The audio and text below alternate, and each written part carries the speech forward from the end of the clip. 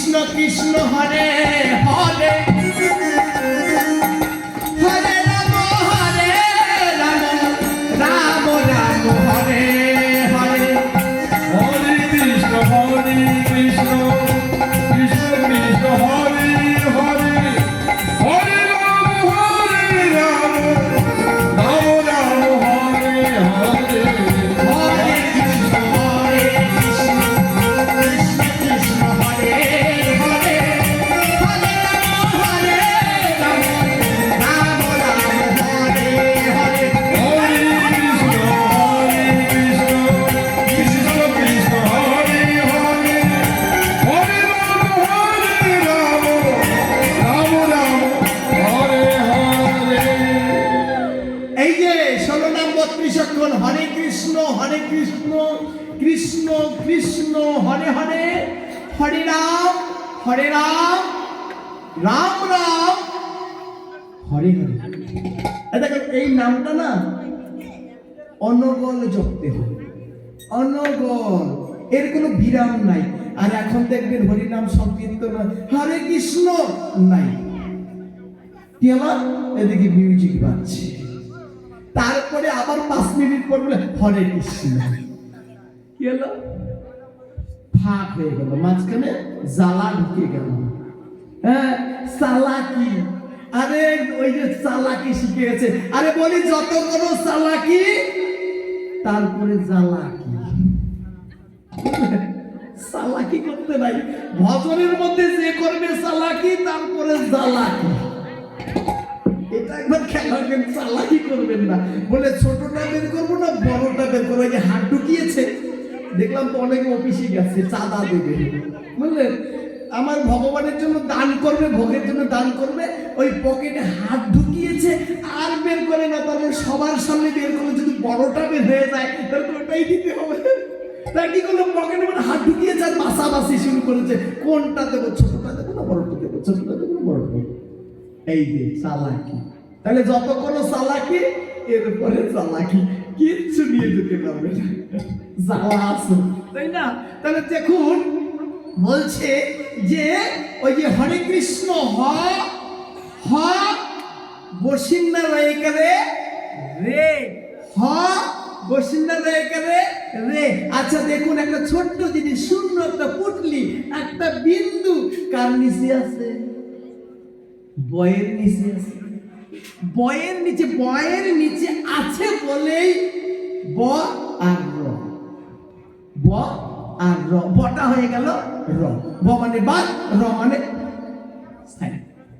তাহলে দেখেন এবার কি হলো, তাহলে বটাই র হয়ে গেল, বাদটাই সঠিক হয়ে গেল, বাদ ছিল সেটা সঠিক হয়ে গেল, সেটাই ভজন হয়ে গেল। তাহলে দেখুন কি, ওই শূন্যটা এত ছোট্ট জিনিস আমি নজরে দেখলাম না, ছোট্ট জিনিসটা আমি লক্ষ্য করলাম না, ছোট্ট জিনিসটা শূন্যের দাম গিয়েছে, একদম পুটলিতে নাই তো দিলাম না, আমি ভজন করার সময় দেখলাম না। আমি এবার হয় নাম জপতে শুরু করেছি, কি হরে কৃষ্ণ দেখে দেখে নাম জপছি, হ বসিন্দার এখানে বসিন্দারের ফোঁটাটা দেখলাম না, না দেখে হবে কৃষ্ণ কৃষ্ণ কৃষ্ণ হবে হবে হবে বাম হবে বাম বাম বাম হবে। শূন্যটাকে বাদ দিলে ভজন হয়? তাহলে ভজন যদি শূন্যটাকে বাদ দিলে না হয়, তাহলে ভজনের গুরু কে? বোঝা গেল? ওই শূন্যটা দিলেই যদি ভজন হয় আর শূন্যটা বাদ দিলেই যদি বাদ হয়, তাহলে কোনটা ভুল? তাহলে দিলেই যদি ভজন হয়, দিলেই ভজনটা সঠিক হয়, আর তাহলে শূন্যটা কি? ওই হলো গুরু। লক্ষ্য করতে হবে ওই শূন্যটা, শুধু এদিকে না, এটা বাহ্যিক জগতের কথা বললাম, একটু ভিতরে যান, একটু ভিতরে ঢুকি।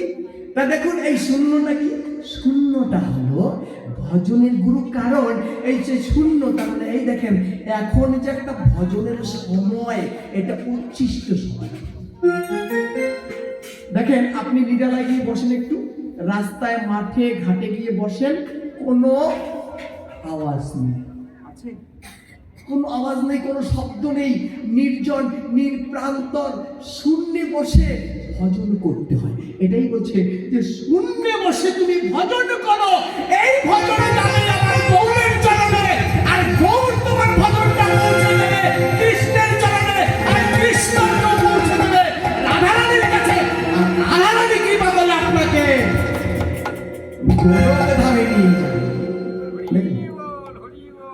আপনাকে গোলক ধামে নিয়ে যাবে যদি ভজনটা সঠিক হয়। তাহলে সঠিক ভজন করতে গেলে আপনাকে শূন্যে যেতে হবে। সংসারের ভেতরে থাকলে হবে না। সংসারে আবর্জনা আছে, গন্ডগোল আছে, ঝগড়া বিবাদ আছে, চঞ্চলতা মন নিয়ে কখনো ভজন হয় না। হ্যাঁ গো, এই চঞ্চলতা মন নিয়ে কখনো ভজন হয় না, আর কখনো হবেও না।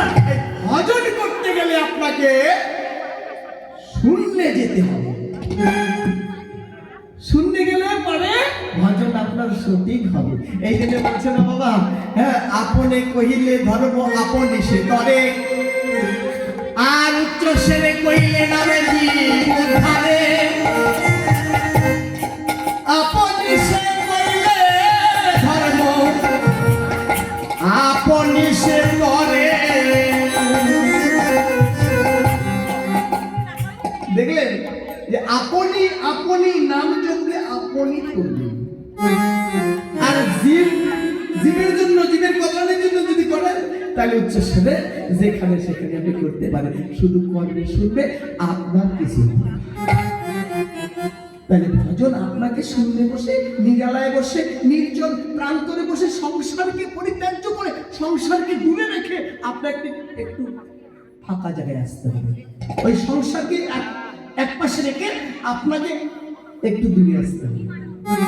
এই দূরে না আসলে, একটু ফাঁকা জায়গা শূন্যে না আসলে পরে আপনার ভজন সঠিক হবে না। যদি আমি মনে করি আমি সংসারও করবো, ভজনও করবো, তা সংসার কিন্তু আপনার ওই কাঁধে বসেছে, লড়ে চলে না। এমন সংসার করব না যে সংসার আমার কাঁধে চলে বসে আছে। আমি সংসারের ঘাড়ে বসে ভজন করব, তবেই ভজনটা সঠিক। বোঝা গেল? আমরা কিন্তু রাখতে পারি না, কথাগুলি শুনি, এইখানে শুনি আর এইখানে বেরিয়ে যায়। এই যে এখান থেকে উঠে গেলে পরে আর কিছু মনে থাকে না। কেন বলুন তো?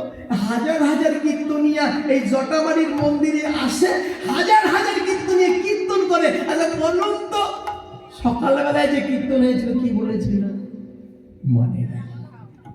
এই কিছুক্ষণ আগে যে কীর্তন করেছে কি বলেছে ওটা মনে নাই। তাহলে মনে নাই, মনে নাই মানে ভজন নাই, মনে নাই মানে ভজন। তাহলে মনে না থাকাটাই নাই, নাই কথা বলতে নাই মানে নাই, আছে মানেই আছে। তাহলে ভজন আছে মানেই সেজেছে বা বসেছে, করেছে, ধরেছে, পেয়েছে, না থাকলে নাই।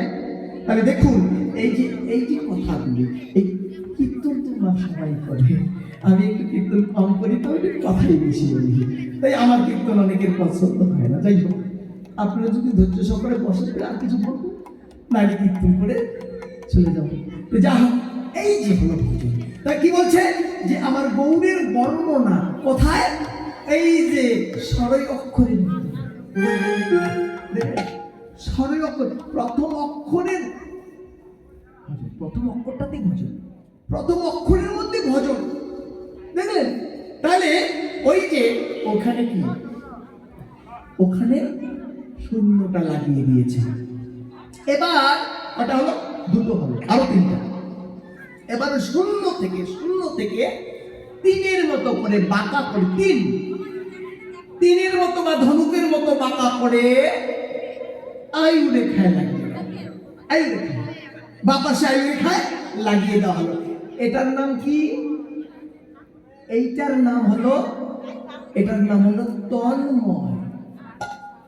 এই যে বাঁকা তিনের মতো ধনুকের মতো রেখাটা, এটা হলো তন্ময়। কালকে খেতে থাকবে তো, কালকে কিন্তু আমি ধরবো যারা যারা এখানে বসে আছে। হ্যাঁ, এটার নাম হলো কি? তন্ময়। তন্ময় বস্তুটা কি এটা আমাকে জানতে হবে। তো তন্ময়টা কি? তন্ময় শুনলাম, তন্ময়টা কি? তন্ময়টা কি বস্তু এটা না জানলে তো হবে না। হ্যাঁ, এত বলে মহাপ্রভু কি, এত বলে মহানাম সংকীর্তন কি, ভক্ত বৃন্দ কি, ঘুম পাচ্ছে কি,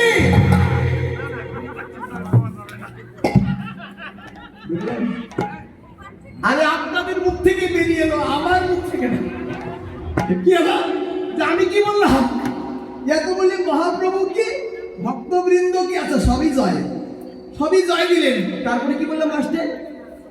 ঘুম পাচ্ছে কি জয়। তার মানে কি?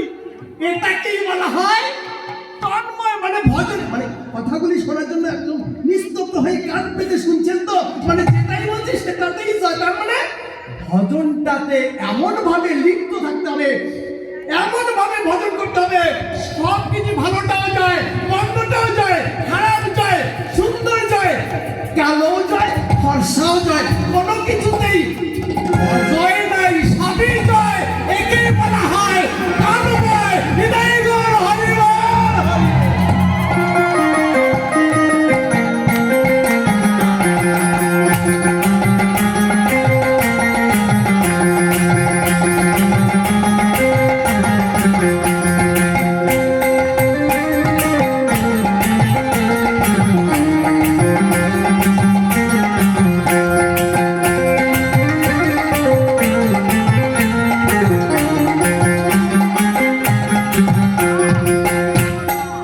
বোঝা গেল? তাহলে তন্ময়টা কি বস্তু? তন্ময়টা হচ্ছে এটাই হবে ওই তন্ময়। এই যে তন্ময় মানে এমন ভাবে ভজন করবেন, ওই যে ভজন আপনি যতদিন বাঁচবেন, মৃত্যু থেকে, জন্ম থেকে মৃত্যু পর্যন্ত যে কটা দিন বাঁচবেন, সে কটা দিন ভজন করতে বলেছে। কৃষ্ণ ভজিবার তরে সংসারে আইনু, আছে না কথাটা? কৃষ্ণ ভজিবার তরে, ভজন করার জন্য আসিলাম তরে, ভববাজারে এসেছি ভজন করিবার তরে। যে কটা দিন ভজন করব, ওই যে শূন্যটা ভজন করব, সে কটা দিন আমি তন্ময় হয়ে ভজন করব। এটাই তো বলেছে বৈষ্ণবী, এটাই বলেছে। তাই কৃষ্ণ মুরারি গোপ গিরিধারী, তোমারি চরণে আমি শরণ নিলাম। কৃষ্ণ মুরারি গিরি গোপধারী, তোমার চরণে আমি শরণ নিলাম। কৃষ্ণ মুরারি গোপ গিরিধারী, তোমারি চরণে আমি শরণ নিলাম। কৃষ্ণ মুরারি গোপগিরিধারী, তোমার চরণে আমি শরণ নিলাম। আমার যাহাই আছে তোমায় দিলাম, আমার যাহাই আছে তোমারি দিলাম। আমার যাহাই আছে তোমায় দিলাম। আমার যাহাই আছে তোমারি দিলাম। তোমারি চরণে শরণ নিলাম। কৃষ্ণ মুরারি গিরিধারী, তোমার চরণে আমি শরণ নিলাম। কৃষ্ণ মুরারি গোপ গিরিধারী, তোমার চরণে আমি শরণ নিলাম। মুরারি গোপ গিরিধারী, তোমার চরণে আমি শরণ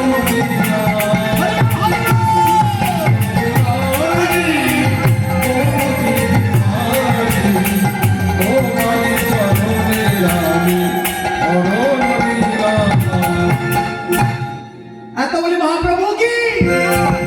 একটু জোরে বলবেন, গভীর রাত্র তো, এমন ভাবে বলবেন যেন মানে একদম ঘর বাড়ি সব ভেঙে যায়। হ্যাঁ, যারা ঘুমিয়েছেন তারা যেন ভেঙে চুকে চলে যায়, এমন জোরে বলবেন। মানে ওরা তো ঘুমোচ্ছে আর আপনারা বসে আছেন, এমন চিৎকার করবে যেন ঘুম ভেঙে একদম একদম সব ভেঙে চুকে চলে যায়। তাহলে যাই হোক, তাহলে তিনটা হলো, এবার আসছে তিনটা হলো। এবার দেখুন, এবার ওই তন্ময় থেকে তন্ময় হতে নিচের দিকে একটা ছোট্ট করে রেখা টানা হলো। ছোট্ট করে রেখা টানা হলো। এই রেখাটার নাম কি? এই ছোট্ট রেখাটার নাম হলো মাতৃজনী। বোঝা গেল? এই ছোট্ট রেখাটার নাম হলো মাতৃজনী। আবার এই মাতৃজনী থেকে আয়ু রেখা পর্যন্ত একটা রেখা টানা হলো ডান পাশে, ওই রেখাটার নাম পিতৃজনী। হরে কৃষ্ণ। তাহলে মাতৃজনী আর পিতৃজনী ওখানে কেন, এটা বুঝতে হবে। ওই যে ভজনের মধ্যে তন্ময় করে ভজন করবো, বেশ ভালো কথা, কিন্তু ওই জায়গাটায় আমার মাতৃজনী পিতৃজনী ঢুকলো কি করে? শুনুন আমি বলছি কি করে, কেন ঢুকলো? আমি যে ভজন করছি, আমি যে মানব রূপে জন্ম পেলাম, এই মানব রূপে জন্ম পেয়ে তা আমি ভজন করছি, আমি মহাপ্রভুর নাম করছি, ভগবানের নাম স্মরণ করছি। আমি যেদিন এই স্মরণ করতে করতে আমি যেদিন পৃথিবী থেকে বিদায় নিয়ে চলে যাব, কিন্তু আমি যাব, আমার নাম পড়ে থাকবে, ভগবান পড়ে থাকবে, সেই দিন আমার ভগবানের নাম করবে কে? বিদায় নাম হরি বল, হরি বল।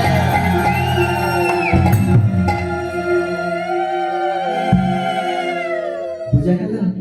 আমি যেদিন চলে যাব, আমরা হরিনাম করতে করতে আমরা সবাই চলে যাব, কিন্তু আমরা চলে গেলে এই জটামারির হরিমন্দিরে কীর্তন শুরু করবে কে? এই জন্যই বলেছে তোমরা একজন সৃষ্টি করো, একজন, তোমরা এমন একজনকে পৃথিবীতে আনো যে তোমার নামটা এই পৃথিবীতে, এই মন্দিরে আজীবন ভরাই বজায় থাকে, আমার ভগবানের নাম যেন থাকে। আমরা বিলীন হয়ে যাব, কিন্তু ভগবানের নাম যেন বিলীন হয়ে না যায়, ভগবানের নাম যেন আজীবন ভরাই সারা জনম ধরেই চলতে থাকে। এই জন্যই তোমরা একজন সৃষ্টি করো, হৃদয় গণ হরি বল।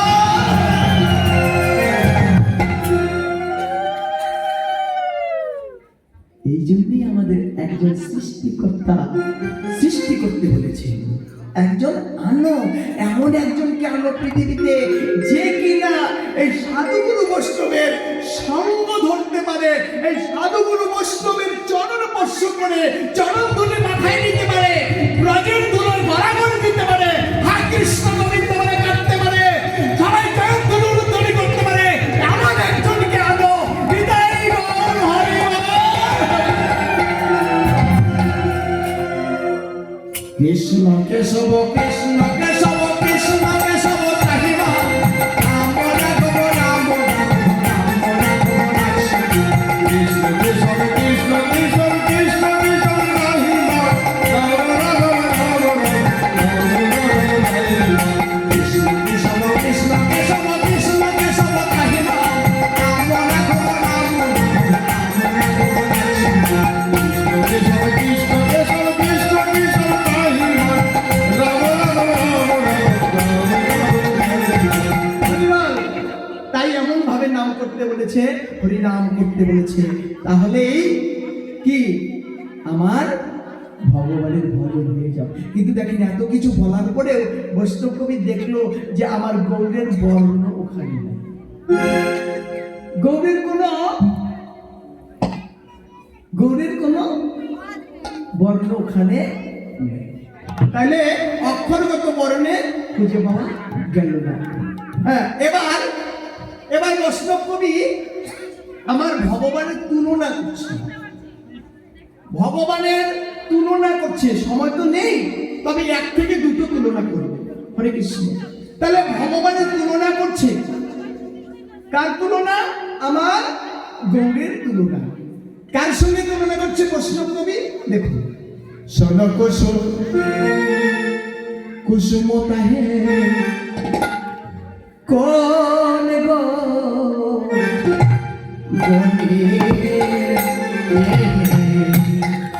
সোনো কুসুম কুসুম তাহে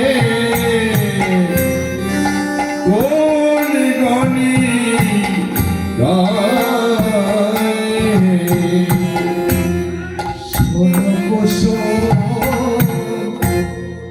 কুসুম কাহে কোন গো গনিয়ে सोनो कुसुम कुसुम काहे कौन तो मिले রাতের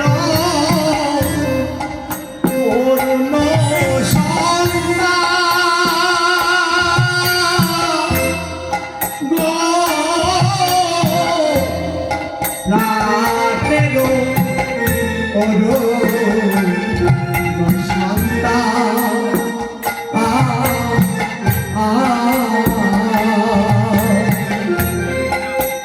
आवेरो অরুণ সন্তান গো আবেরো অরুণ সন্তান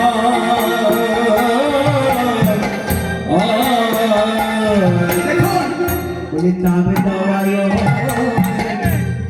অরুণের সভা তবে দাওয়ায় অরুণের সভা তবে দেওয়ায় অরুণের সভা তবে দাওয়ায় অরুণের সভা তাব হরায় আমার গৌরাঙ্গের ভাব তবে দেওয়ায় অরুণের সভা আভারাই গৌরঙ্গের সভা তবে দিলে কিতাব থাকে আগো হরে হরে তবে দিলে কিতাব থাকে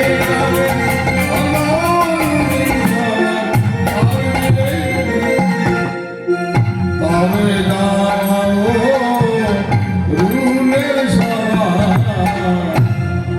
ওমা এটা রূপ বর্ণনা রূপের তুলনা কীর্তন তো খুব কঠিন এই মহাজনী পদ খুব কঠিন কারণ এই কীর্তনটা বোঝে না অনেকে সব থেকে অষ্টকালীনের আটখানা পালার মধ্যে সব থেকে কঠিন পালা এই রূপের বর্ণনা এই রূপ ভীষণ কঠিন আমাদের ওস্তাদজিরা ওনারা ছিল শুধু এই রূপের বর্ণনা যদি করতো তাহলে শুধু এইটুক যদি করে তাহলে সারাদিন চলে যাবে সারা রাত চলে যাবে খালি শুধু এইটুক। আমরা তো সবটাই করি অল্প অল্প করে করি কিন্তু আমাদের ওস্তাদজি যারা ছিল ওনারা রূপের বর্ণনাটা করতো আগে বলে নিত কোনটুকু করবো বলো এইটুকু না এইটুকু না এইটুকু ত্রিভঙ্গ ত্রিভঙ্গ মানে ভগবানের অঙ্গটা তিনটা বাঁকা তিনটা ভাগে বিভক্ত তাহলে কোনটা করবো এইটুকু করবো না এইটুকু এইটুকু বলুন কোনটুকু করবো এটা বলে নিত কিন্তু আমরা পারি না। কারণ বাস্তব কঠিন একদম দারুণ কঠিন এই দেখো কথাগুলো কি শোন কুসুমতাহে শোন কুসুমতাহে বলছে না শোন শোন এটা না বদন করো বদন একজন বলছে না, এই শোন না শোন কুসুমতাহে শোন কুসুম শোন কুসুম মানে একটা কুসুমের নাম একটা কুসুমের নাম হলো শোন কুসুম তাহে মানে ওই সঙ্গে কুসুমের সঙ্গে তুলনা মানে গনিয়ে কোন গনিয়ে কে তুলনা করে ওই কুসুমটার সঙ্গে কে তুলনা করে আমার ভগবানের আমার ভগবানের তুলনা কে করে কে করিতে পারে কে বা করে কার এই কুসুমের সঙ্গে আমার ভগবানের তুলনা কখনো হয় না তাহলে কেন হয় না কেন হয় না কুসুমের সঙ্গে সোন কুসুম বড় ভারী সুন্দর কুসুম এই যত কুসুম আছে এই সব থেকে ভারী সুন্দর কুসুম হলো সোন সোন কুসুম আচ্ছা ছেড়ে দিলাম যেটা দেখি নাই সেটা ছেড়ে দিলাম তাহলে যাই হোক আজকে মনে করে এই যে গাধা কুসুম এই যে গাধা কুসুম দিয়ে মালা গেঁথেছে সুন্দর করে মালাটা গেঁথেছে হ্যাঁ এই যে যেমনি করে মালা গেঁথেছে 64 রকমের কুসুম দিয়ে মালা গাঁথতে হয় আর ভজন করতে হয় এই মালা গাঁথার মধ্যেও ভজন আছে হ্যাঁ কৃষ্ণ নাম জপতে জপতে মালা গাঁথতে হয় আর অনেকে কি করি জানেন আশ্রিত হই না তাকে মালা গেঁথতে দেই তা সেই মালা কাজে লাগবে না কথাটা শুনেন মালা যিনি গাঁথবে, আপনারা যদি মালা গাঁথেন তাহলে যিনি আশ্রিত হয়েছে, যিনি আশ্রিত, যে ব্যক্তি আশ্রিত আছেন ওনার দ্বারায় মালা গাঁথতে হবে। যে আশ্রিত সেই মালা গাঁথবে। এই মালাটাই কৃষ্ণ সভায় লাগবে, এই মালাটাই কৃষ্ণ সভায় লাগবে। আর মালা কি করে গাঁথতে হবে? মালা গাঁথবেন আনবো না হওয়া চলবে না, আনবো না যেন কেউ না হয়। যখন মালা গাঁথবেন তখন কৃষ্ণ নাম, কৃষ্ণ নাম, হরে কৃষ্ণ নাম জপবেন। হরে কৃষ্ণ নাম যতবার কুসুম গাঁথবেন ততবার হরে কৃষ্ণ নাম জপে জপে এই কুসুম গাঁথতে হবে, মালা গাঁথতে হবে। তবেই এই মালাটা প্রসাদী হবে। আর এই মালা প্রসাদী হলে পরে গোবিন্দের সবাই লাগবে। হৃদয় বল হরি বল হরি বল। আমরা কিন্তু তা করি না। আমরা কি করি? একটা বাচ্চাকে দিই, এই একটা ছোট্ট মেয়েকে দিই, এই মালা গাঁথতে। আর এই বাচ্চাটা কি করে? ও তো জানে না। ওই সুই সুতা হাতে নেয় আর সুইয়ের মধ্যে সুতাটা ঢুকাতে পারে না, তখন সুতাটা মুখের মধ্যে, মুখের মধ্যে যায় তো তারপর ঢুকবে। তাহলে কি করে? ওই সুতোটা যখন মুখের ভিতরে দেওয়া হয়, ওই সুতোটা তখন এঁটে অশুদ্ধ হয়ে যায়, অপবিত্র হয়ে যায়। অপবিত্র স্পর্শ পেলে ওই মালাটা দূষিত হয়ে যায়। আর মালা দূষিত হলে পরে মালা সবাই লাগে না, আবার গোবিন্দ গলায় পড়ে। আর যে পড়ায়, যে পড়ায় সে তার তাপ তাপ যত আছে, এই তাপ অনুতাপ তাপ, এই যে জ্বালা ওরা নিজের গায়ে রেখে। আপনি যদি পড়ান, আপনি যদি কোনো নিষ্ঠাবান বৈষ্ণবকে যদি আপনি নিষ্ঠা না হয়, আপনি যদি ভজনই না হয়, নিষ্ঠাবান না হয়ে যদি আপনি আপনার পাশের হয়তো কোনো বৈষ্ণবকে, নিষ্ঠা বৈষ্ণবকে যদি আপনি কোনো কিছু না জেনে শুনে আপনি সেবা দেন, তো উনি নেবেন। আগে উনি খুঁজবে যে আপনি ভজনে কিনা। আর যদি যদি জেনে শুনেও যদি আপনি ওনাকে সেবা দেন, যদি উনি নিয়ে ফেলেন, যদি উনি ভজন নিয়ে ফেলেন, হয়তো উনি জানে না, উনি নিল, কিন্তু আপনি দিলেন, উনি নিল, কিন্তু ওনার কিছু হলো না। ওনার এই পাপটা যে দিল সেই দিল। আর যিনি আশ্রিত হয়ে বা প্রসাদ ভুজি হয়ে সেবা দিল, সে পুণ্যটা নিল। আর যে প্রসাদ ভুজি না হয়ে সেবা দিল, সে পাপের ভাগী হয়ে গেল। দেখলেন? দুইটাই নিল, দুইটাই নেওয়া যায়, কিন্তু একটা পাপ আর একটা পুণ্য। একটা পাপ একটা পুণ্য, দুইটাই নেওয়া যায়, এটাও নেয় ওটা নেয়। তাহলে দুইটাই নেওয়ার বস্তু, কেউ পাপটা নেয়, কেউ পুণ্যটা নেয়। যাই হোক, এবার কি হলো? দেখুন, সন কুসুমতা হে কোন গনিয়ে হে প্রাতের। এই যে গাঁদা কুসুম, এই যে কুসুমটা যখন গাছে ছিল তখন একরকম ছিল, ছিল না? যখন গাছের মধ্যে ছিল, বৃক্ষের মধ্যে ছিল, মনে হয় এই কুসুমটা এর থেকে বেশি উজ্জ্বল ছিল। আগামীকাল কি হবে? আগামীকাল আসলে দেখবেন কত কুসুম পড়ে থাকবে। এই যে এই কুসুমগুলি আগামীকাল যখন পড়ে থাকবে, তখন দেখবেন আসলে পড়ে থাকা কুসুমগুলো কালো হয়ে যাবে। আচ্ছা, কেন কালো হবে? অরুণ সন্তান, অরুণ মানে সূর্যের তাপ, সূর্যের তাপ পাবে। এই সূর্যের তাপ পেলে কুসুমগুলি শুকাইয়া যাবে আর দিনে দিনে কালো হয়ে। তাহলে বৈষ্ণব কবি বললে যে জাগতিক জগতের কুসুম সূর্যের তাপে রোদে শুকাইয়া যায় কিংবা কালো হয়ে যায়। আর যদি কিনা কোন ভাগ্যবান কিংবা ভাগ্যবতী, এই কুসুম নয়, আমার গৌর কুসুমকে আদর করে যত্ন করে ঘরে তুলে রেখে দেয়, তাহলে কি হয়? বৈষ্ণব কবি বললে, যিনি একবার আমার গৌর কুসুমকে ঘরে তুলে রেখে দেয়, তাহলে বলি দিনে দিনে উজ্জ্বল হয় গো, দিনে দিনে উজ্জ্বল হয় গো, বলি দিনে দিনে দিনে উজ্জ্বল হয় গো দিনে দিনে উজ্জ্বল হয় গো বলি আদর করে ঘরে রাখলে দিনে দিনে উজ্জ্বল হয় গো আদর করে ঘরে রাখলে দিনে দিনে উজ্জ্বল হয় গো বলি আদর করে ঘরে রাখলে বলি দিনে দিনে উজ্জ্বল হয় গো আদর করে ঘরে রাখলে দিনে দিনে উজ্জ্বল হয় গো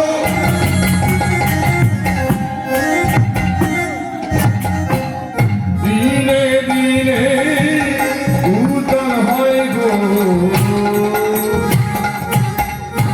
তাই বৈষ্ণব কবি দেখলো যে আমার গৌর কুসুমের সঙ্গে এই জাগতিক জগতের কুসুমের কোনো তুলনাই হয় না।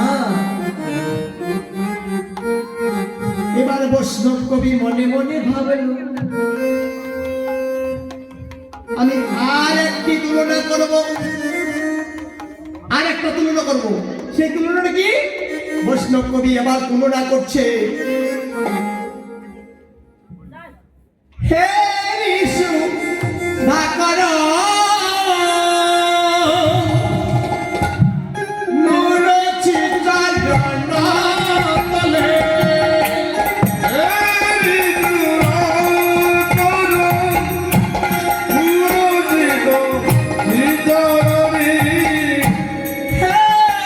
ঋষু সুধাকর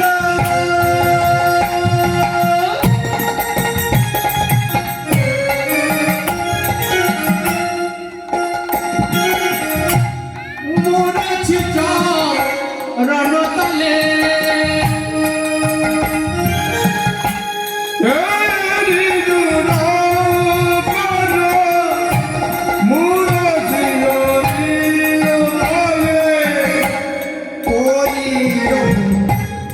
দশ লক্ষ রূপ ধরি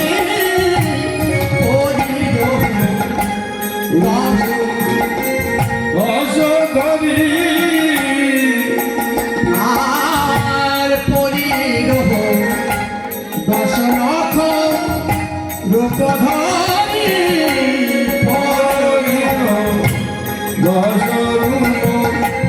ধরি গগন চাঁদে সে স্মরণীয় গগন চাঁদিয়ে সে স্মরণীয় যেন গগনে চাঁদে সে স্মরণীয় গগন চাঁদিয়ে সে স্মরণীয় আমার মহাপ্রভু শ্রীচরণে গগনে চাঁদে সে স্মরণীয় মহাপ্রভুর শ্রীচরণে তোমার সম হই নাই বলে মহাপ্রভুর শ্রীচরণে তোমার সম হই নাই বলে মহাপ্রভুর শ্রীচরণে তোমার সম হই নাই বলে গগন চাঁদিয়ে সে স্মরণীয়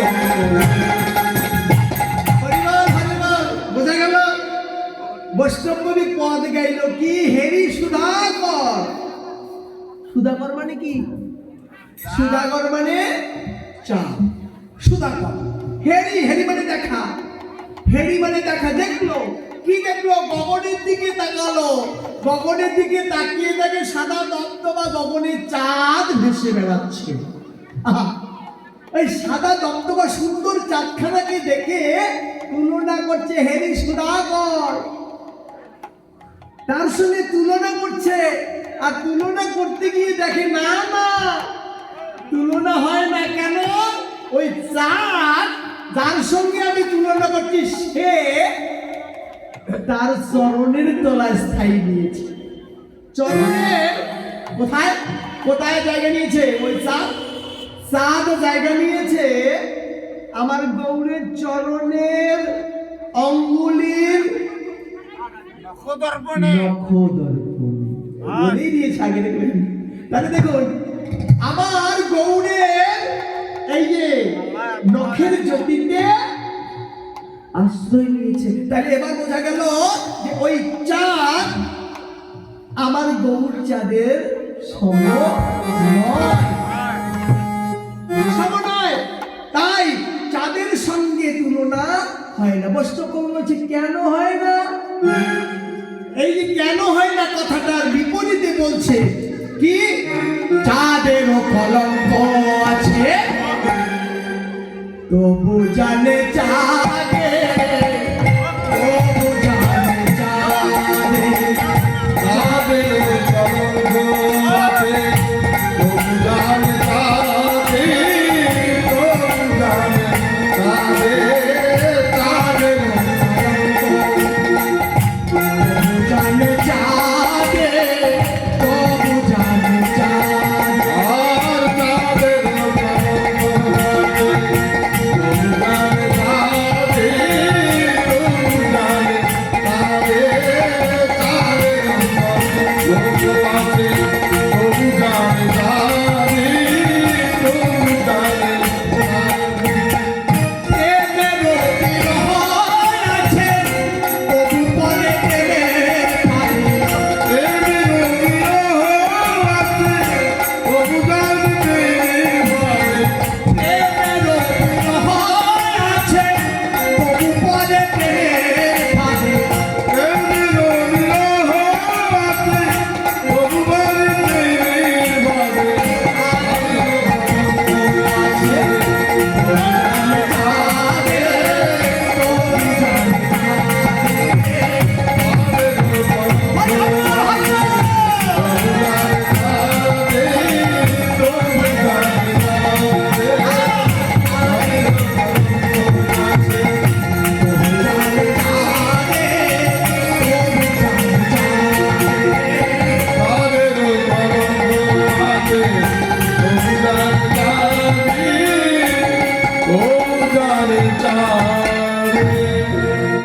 তাহলে কেন ওই কেন কথার পরেই তুলনা করলেন যে চাঁদের কলঙ্ক আছে, চাঁদের কলঙ্ক আছে আর আমার গৌর চাঁদের কোনো কলঙ্ক নাই নেই। তাহলে আমার গৌর চাঁদের সঙ্গে ওই চাঁদের তুলনা। হবে না। তাহলে চাঁদের কলঙ্ক, চাঁদের কলঙ্ক, চাঁদের কলঙ্ক। তাহলে চাঁদের কলঙ্কটা কি? এই যে চাঁদের কলঙ্কটা আছে বললেই তো হয় না, তাহলে চাঁদের কলঙ্কটা কি? চাঁদের কলঙ্ক হলো, আমরা সদাসর্বদা বলে থাকি যে ওই যে গগনে যে চাঁদ দেখা যায়, চাঁদের মধ্যে কালো কালো দাগগুলো হলো কলঙ্ক। না না, ওই কালো কালো দাগগুলো কলঙ্ক নয়। কলঙ্কটা কি? চাঁদ একটা নয়, চারটা নয়, পাঁচটা নয়, এক এক করে 27টা বিয়ে করেছে। ওটা বাদ দাও না, ওটা বাদ দাও, 27টা বিয়ে করেছে। ওটা বাদ দাও। তো এই 27টা বিয়ে করার পরেও কি করেছে? বৃহস্পতি, বৃহস্পতির স্ত্রী আর রূপে যাও না, রূপে যাও না। ওনার দিকে নজর দিয়েছে। তা কি? তাহলে নজর দিয়েছে, তাই বৃহস্পতি অভিশাপ দিয়েছে, অভিশাপ দিয়েছে, অভিশাপ ফলবে। তাহলে একজন গুরু ব্যক্তি অভিশাপ দিয়েছে, সেটা বল বৃহস্পতি কে? বৃহস্পতি হলো দেবগুরু। তাহলে গুরুদেব যদি অভিশাপ দেয় সেটা ফলবে। তাহলে অভিশাপ দিয়েছে, ফলেছে। কি অভিশাপ? যে চাঁদ, তুই যে কর্ম করেছিস তার জন্য তোকে অভিশাপ দিলাম, তোর হবে ক্ষয় রোগ, আর ক্ষয় হতে হতে 16 দিনে তোর প্রাণ যাবে। তাই তো এই যে 16 দিন এক এক করে 1 2 3 এইভাবে 16 দিন, 14 দিন যখন হয়ে গেল, চাঁদ কি হলো? চাঁদ হলো 16 কলা। চুপ করে বসে থাকো। তা কি হলো? এই যে তো 14 দিন যখন হলো, এই 14 দিনে দেখলো, এই যে রমণীরা দেখলো, চাঁদের 27টা রমণী দেখলো যে আমাদের স্বামী আর প্রাণে বাঁচবে না। তাহলে স্বামী আমাদের সামনে মরে যাবে, এটা কি কেউ সইবে? তাহলে রমণীরা সইতে পারছে না, কি করলো? চারিদিকে খুঁজে বেড়াচ্ছে, আমাদের স্বামীর বাঁচার উপায় কোথায় পাবো। এইভাবে খুঁজতে খুঁজতে খুঁজতে খুঁজতে চিৎকার করতে করতে বাঁচাও বাঁচাও বলতে বলতে কোথায় গেল? কৈলাস পর্বত। কৈলাস পর্বতে যখন গেল, ওই কৈলাস পর্বতে দেবাদিদেব মহাদেব ধ্যানে বসেছে, ধ্যান করছে। আর এতগুলো রমণীর চিৎকার শুনে সঙ্গে সঙ্গে দেবাদিদেব মহাদেবের ধ্যান ভেঙে গেল। যখন ধ্যান ভেঙে গেল, দেব মহাদেব একটু রাগ হলো। কেন রাগ হলো?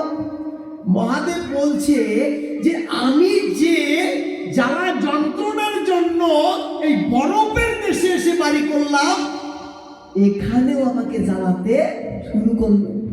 তাহলে আমি কেনই এলাম? আমি জ্বালা যন্ত্রণা থেকে মুক্ত হওয়ার জন্য এখানে এলাম, কিন্তু এখানেও দেখি একই জ্বালা। একটু রাগ হলো, রাগ হওয়ার পর শান্ত হলো। হ্যাঁ, শান্ত হয়ে এবার বেরিয়ে এলো, পর্বত থেকে বেরিয়ে এলো। পর্বত থেকে বেরিয়ে এসে দেখে একসঙ্গে 27টা রমণী চিৎকার করে বলছে আমাদের বাঁচাও। দেবাদিদেব মহাদেব বলছে, হ্যাঁ গো তোমরা কারা? তোমরা এমন চিৎকার করছো কেন?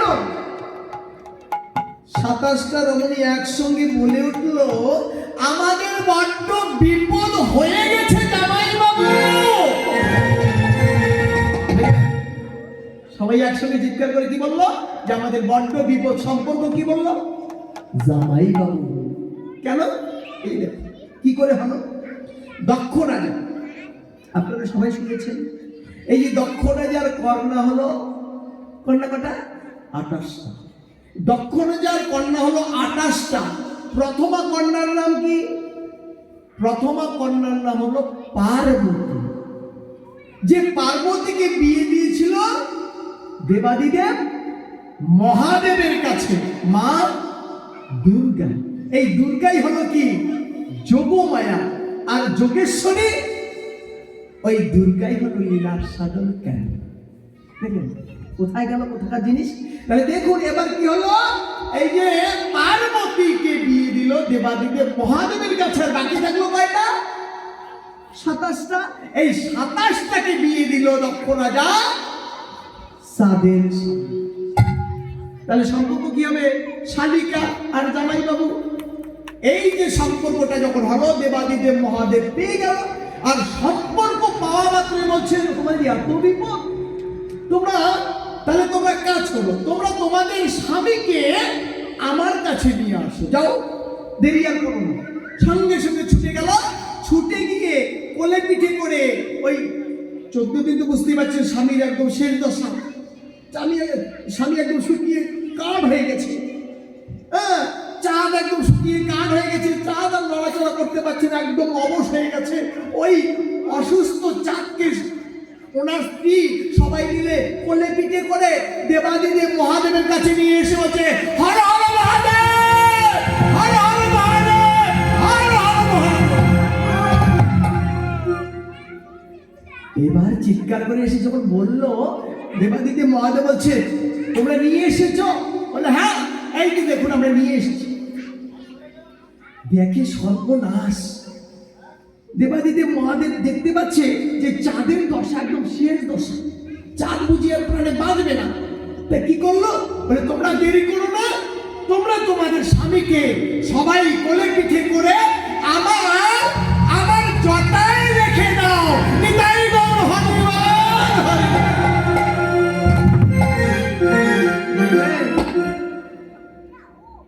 এবার চাঁদ কোথায় গেল? চাঁদ গেল শিবের মাথায়, জটার উপরে। জটায় গেল। তাহলে আমরাও দেখতে পাই না যে শিবের মাথায় একটা অর্ধচাঁদ, মানে কাঁচির মতো চিকন, একটা সুতোর মতো চিকন একটা চাঁদ আছে না? ওই চাঁদ হলো কোন চাঁদ? ওই চাঁদ হলো এই অভিশাপের চাঁদ। দেখলেন? তাহলে বলছে এবার দেখো, এই যে চাঁদ আমার জটায় থাকলো, জটার মধ্যে কোনো অভিশাপ ঢুকতে পারবে না। এই অবস্থাতেই থাকবে, তোমরা তাকে বাঁচানোর চেষ্টা করো। যাও, তোমরা একটা কাজ করো। বলে কি? বলে, আমি বলছি তোমরা শোনো, তোমাদের স্বামীকে যদি বাঁচাতে চাও তাহলে তোমরা আর দেরি করো না, তোমরা বৃহস্পতির আশ্রমের চতুর্পাশে ঘিরে ঘিরে বসে থাকো। তোমরা দেখবে বৃহস্পতি কোথায় যায় এবং কখন কি বলে, কখন কি বলে তোমরা একটু শ্রবণ করো। এবার সবাই মিলে কি করলো? বৃহস্পতির আশ্রমের চতুর্পাশে ঘিরে ঘিরে বসে থাকলো। একদিন দামোদর ব্রত মাসে, এই যে দামোদর ব্রত মাস গেল, ওই দামোদর ব্রত মাসে ওই আশ্রমের গুরু বৃহস্পতি, আশ্রমের গুরু তিনি কি করলো? ওই 3:36 জাগলো, শিষ্যকে সঙ্গে নিয়ে গঙ্গার ঘাটে গেল। গঙ্গার ঘাটে গিয়ে স্নান করে যখন ঘাট থেকে ফিরে আসছে, তখন শিষ্যকে বলছে, শিষ্য রে, একটা কাজ করে ফেলেছি। বলে, কি বাবা, কি করেছেন? বলে, অভাগা চাঁদকে, ওই চাঁদকে একটু অভিশাপ দিয়ে ফেলেছি। বলে, বাবা অভিশাপ দিয়েছে? বলে, হ্যাঁ, ওই চাঁদের ক্ষয় হলো, ওই ক্ষয় হতে হতে মৃত্যু হয়ে গেল। তা বাবা জানিস, একটু বেশি অভিশাপ দিয়েছি তো, কিন্তু চাঁদ মরে গেছে বাবা। চাঁদ যদি বেঁচে থাকতো তাহলে আমার আশ্রমটা আলোয় আলোকিত থাকতো।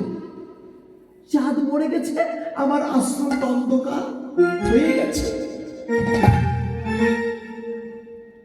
শিষ্য বলছে, বাবা আপনি এটা কি করলেন? আপনারই তো শিষ্য ছিল। বলে, অপরাধ করেছে, আমি কি করবো? বলে, তাহলে এটা করতে হবে। বলে, শোন, যদি বেঁচে থাকতো তাহলে তার একটা উপায় বলে দিতাম। শিষ্য বলছে, কি উপায় বাবা, কি উপায় ছিল? বলছে, দেখ, ওই চাঁদ যদি বেঁচে থাকতো তাহলে বলে দিতাম তার বাঁচার উপায়। বলে, কি বাঁচার উপায় ছিল? বলে, ওই চাঁদ যদি সোম তীর্থে গিয়ে স্নান করতো তাহলে চাঁদের ক্ষয় ভালো হয়ে যেত। এটাই বল হরিবল।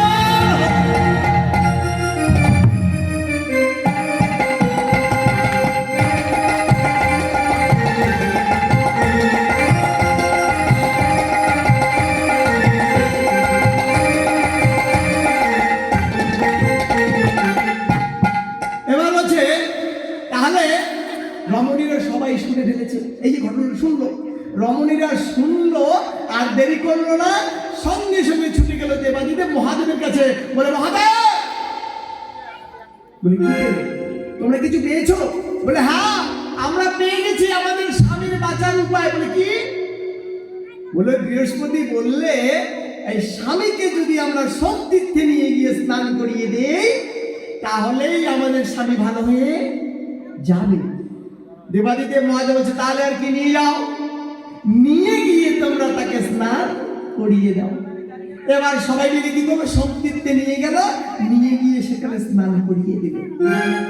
তাহলে এবার আরেকটা প্রশ্ন, এই যে সোম তীর্থটা কোথায়? সোম তীর্থ থাকলো, সোম তীর্থ অবস্থান করেছে, আপনারা কুরুক্ষেত্রের যুদ্ধের কথা শুনেছেন? কোন পাণ্ডবের মধ্যে কুরুক্ষেত্রের যুদ্ধ হয়েছিল। ওই কুরুক্ষেত্রে যে যুদ্ধ হয়েছিল 18 দিন, যে মাঠে হয়েছিল সেই মাঠের পাশেই অবস্থান করেছে এই সোম তীর্থ।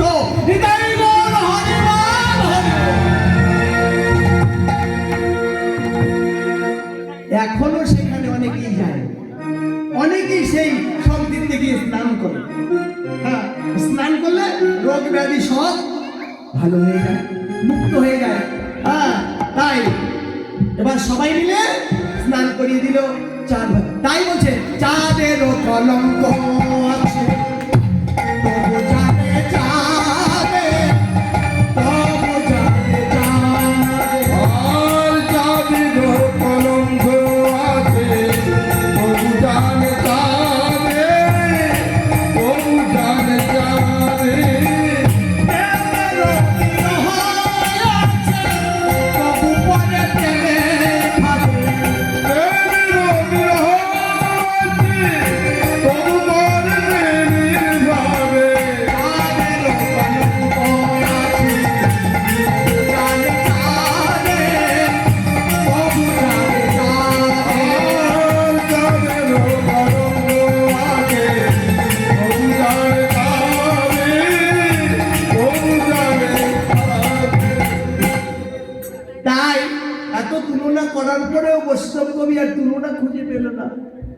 তুলনা যখন খুঁজে পেল না, তাহলে বলছে করজোরে প্রার্থনা করছে, হে প্রভু, আমি তোমার তুলনা করতে গিয়ে কতটা অপরাধ করেছি তোমার চরণ তলে, তোমার চরণে কত অপরাধ করেছি। হ্যাঁ, তাই বৈষ্ণব কবি আর তুলনা করতে পারে। জগদানন্দ লোকলু পলুক তুলনা বহু নীরব গৌর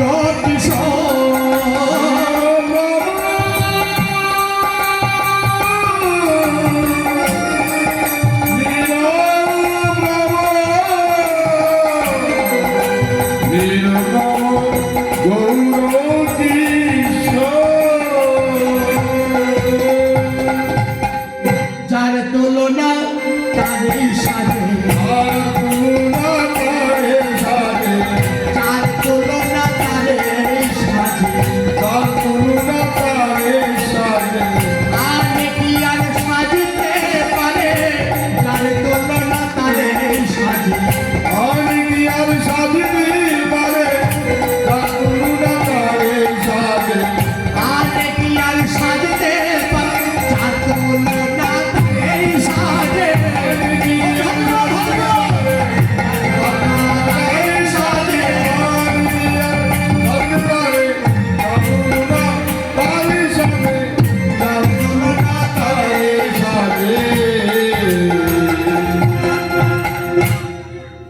এই প্রবন্ধে এখানে রাখছি।